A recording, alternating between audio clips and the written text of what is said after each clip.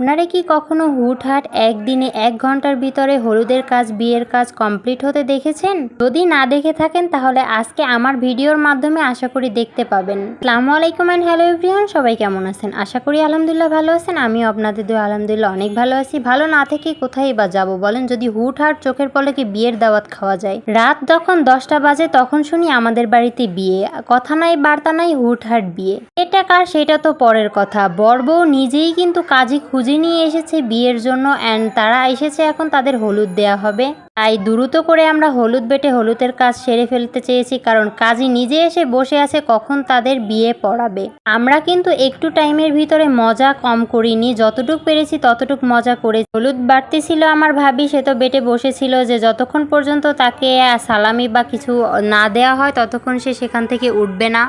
কনের বোন এসে কিছু বকশিস দিল, দেন ভাবিও উঠে গেল। আর এই হলো আমাদের বর আর বউ। অবশ্যই দেখে মাশাআল্লাহ বলবেন। তাদের দেখে বাচ্চা মনে হলে তারা কিন্তু আসলেও বাচ্চা নয়, কারণ তাদের বিয়ের পর্যাপ্ত বয়স হয়ে গিয়েছে এবং তারা বিয়ের পিঁড়িতে বসতেও যাচ্ছে। সো তাদের এখনো ছোট বলা যায় না, যদিও আমি তাদের বড়। এখন তাদের আমি একটু হলুদের সাজ সাজিয়ে দিয়েছিলাম, যেহেতু সময় খুবই স্বল্প, তখন বাজে রাত 10টা আর খুব দ্রুত বিয়ে পড়াতে হবে, কারণ কাজী চলে যাবে আবার বাড়িতে। বউ কিন্তু মাশাআল্লাহ অনেক সুন্দর। বউ কিন্তু সম্পর্কে আমার বেআইন হয়, মানে আমার বেআইনের বান্ধবী। তার হুটহাট বিয়েটা হুটহাট কেন হলো সেটা অবশ্যই বলবো। সম্পূর্ণ ভিডিওটা আপনারা মনোযোগ সহকারে দেখতে থাকেন।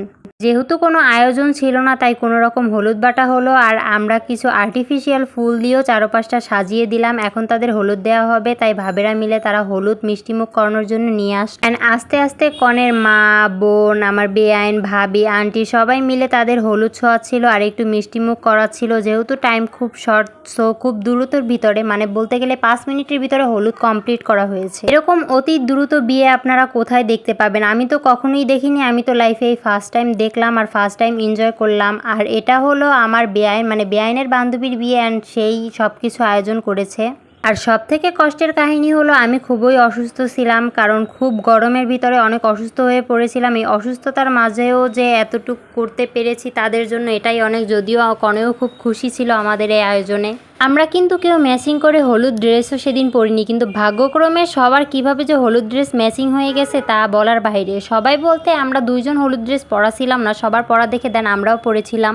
যাই হোক, অল্প স্বল্পর ভিতরে আমিও বাদ যাইনি, আমিও হলুদ দিয়ে দিয়েছিলাম। হলুদের কাজকর্ম শেষে এখন তাকে গোসল করতে নিয়ে যাওয়ার জন্য তার বড় বোনই তাকে কোলে করে নিয়ে আসলো। রাত ঠিক 10টা থেকে 10:30টার ভিতরে হলুদের কাজ কমপ্লিট অ্যান্ড 10:30টা থেকে আপনার 11:30টা পর্যন্ত বউকে কোনো রকম অতক্ষণও সময় আমাদের লাগেনি। আমরা জাস্ট 5 মিনিটের ভিতরে কনেকে সাজিয়ে ফেলেছি। তাহলে ভাবেন আমাদের কি ট্যালেন্ট। আপনাদের যদি প্রয়োজন হয় অবশ্যই আমাদের সাথে যোগাযোগ করবেন, কারণ পার্লারে গেলে দেখি আধা ঘন্টা কি আপনার 10-12 ঘন্টায়ও সাজ কমপ্লিট হয় না, আর আমরা তো 5 মিনিটে কনেকে সাজিয়ে কনের পিঁড়িতে বসিয়ে দিয়েছি। যাই হোক, আমরা যে আলহামদুলিল্লাহ এত দ্রুত সময় এত দ্রুত একটা ভালো কাজ করতে পেরেছি এটাই অনেক। আর এখানে কাজই চলে এসেছে, সবাই একসাথে হয়েছে, এখন তাদের বিয়ে পড়ানো হবে।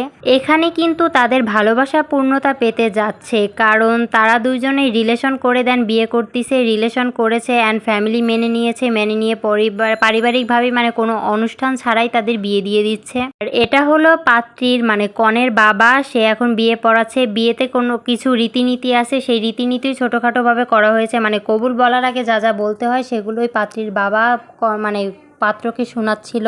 যাই হোক, সবকিছু ভালোভাবে বিয়ে কমপ্লিট হয়ে গেল। দেন আমরাও মোনাজাত ধরে নিলাম, আমিন করে ফেললাম, যেহেতু সবাই কবুল বলে ফেলেছে। আর কনে এত পরিমাণে খুশি ছিল যে সে বিয়ের শুরু থেকে শেষ পর্যন্ত হাসতে হাসতে দিন পার করে দিয়েছে। মানে আমি কম বেশি যতগুলো বিয়ে দেখিয়েছি যে কনেরা হয় সাইন করতে গেলে কান্না করে, অথবা সাইন করতে আসার আগে বা বরের পাশে বসানোর আগে কান্নাকাটি করতে করতে তাদের মেকআপই ধুয়ে মুছে চলে যায়। আর এদিকে আমাদের লাল টুকটুকে বউ, শুরুতেও যে তার হাসি শুরু হয়েছে সেই হাসি তার আর শেষ হয়নি, সে হাসতে হাসতেই অজ্ঞান হয়ে যাচ্ছে। ভালোবাসা যখন পূর্ণতা পায়, মানুষ যখন ভালোবাসার মানুষকে জীবনসঙ্গী হিসেবে পায়, তখন অবশ্যই হাসিটা পরিপূর্ণই হয়। যাই হোক, আমি তোমাদের জন্য দোয়া করি বোন, তোমরা অনেক ভালো থাকো, সুখে থাকো। তোমাদের জন্য মন ভরা দোয়া রইল, ভালোবাসা রইল, সকলে ভালো থেকো।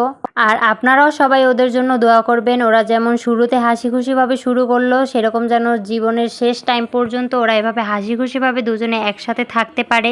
আজকের ভিডিওটা এই পর্যন্ত। পর্যন্তই। সবাই ভালো থাকবেন, সুস্থ থাকবেন। আর ভিডিওটা কেমন লাগলো অবশ্যই কমেন্ট করবেন, আর ভালো লাগলে অবশ্যই শেয়ার করে দিবেন। আল্লাহ হাফেজ। এক সেকেন্ড। আল্লাহ হাফেজ তো বলে দিলাম, বাট ভিডিও তো শেষ হয়নি। তারা বিয়ে করেলো, সবার কাছ থেকে দোয়া নিবে না? এখন হলো দোয়া নেওয়ার পালা। সবাইকে সালাম করে, তার বাবা মাকে সালাম করে দোয়া নিচ্ছি। এক এক করে যখন সবারই সালাম নিচ্ছিল, দোয়া নিচ্ছিল, মানে সবার পা ধরে সালাম, যদিও এখন কেউ পায়ে ধরে তেমন একটা সালাম করে না। যখন আমার ভাইয়াকে পায়ে ধরে সালাম করতে গিয়েছিল, তখন আমার ভাইয়া বলেছিল না, মুখ থেকে দিলেই হবে, কারণ এখন সবাই দূর থেকে সালাম দিলেই হয়, পায়ে ধরে সালাম করতে হয় না। কিন্তু এদিকে আমি তো অপেক্ষা আছি কখন বউ আমার কাছে আসবে আর আমার কাছে দোয়া চাইবে, আর আমি কিছু কথা তাকে বলবো। অবশেষে আমার অপেক্ষার প্রহর শেষ হলো, দেন আমার কাছে আসলো, আর আমি কানে কানে কিছু কথা বলে দিলাম। যাই হোক, ভিডিওটা কেমন লাগলো আবারও বলতেছি, সবাই বললেন। আর এদিকে আমার বেআইন তো বলতেছিল তার পাও ধরে তার বান্ধবীকে সালাম করতে। অসুস্থতার ভিতরেও তাদের সাথে এভাবে এনজয় করতে পেরে একটু ভালো লাগলো। সকলের জন্য অনেক দোয়া ও শুভকামনা রইল।